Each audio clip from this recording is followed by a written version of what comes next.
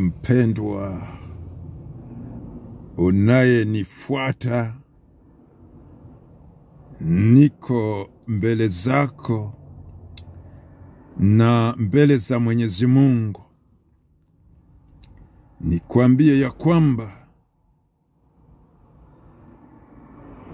kuna msaada ambao Baba anauandaa juu ya wana wake, na msaada yenyewe nataka nikwambie uko ndani ya neno lake linalosema,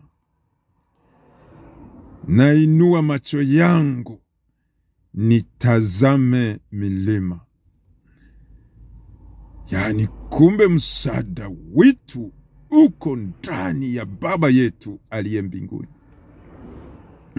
Nataka nikwambie kitu asubuhi ya leo. Kuzimu lilijiandaa, likatuma jeshi wakuzunguke, wakudestabilize, wakuumbishe, na wakaweka zile maagano mbaya mbaya. Acha nikwambie iliyo kweli. Kwa sikio langu nilisikia Baba akiongea, unajua mwanangu, ni mimi Mungu wa maagano, na ninakana maagano zangu, wala jambo lolote lile halitakuzuru, maana mimi Mungu wako niko upande wako. Haleluya. Na ujue ya kwamba kumbe Baba iko katika harakati zake za kuzima mishale inayotokana na maagano anayotuwekea Ibilisi. Na jambo kubwa ni kwamba Baba ameweka nukta ya mwisho dosie zako ambazo Ibilisi amegustaki zimeraruliwa. Wacha nikwambie, utasherehekea hii mwaka.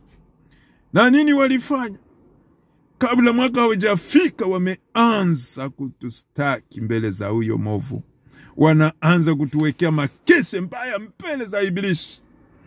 Lakini kama ni sababu ya huyu Kristo tunayegangania, tunayemwamini, haleluya, wacha watuwekee kese mbaya kwa Ibilisi.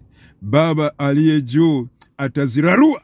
Haleluya. Na mwaka tutaogelea, mwaka tutavuka. Walitutakia mabaya, walitakia tukufe, walituma hivi na hivi, lakini Baba naye alituma. Sekirite ya Baba ilikuwa kubwa hata sasa.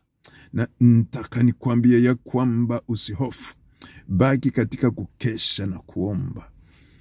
Mwenyezi Mungu iko katika control, na atafanya mambo ya ajabu ajili ya maisha yetu. Amehakikisha atatulinda mpaka tutangaze matendo makuu yake.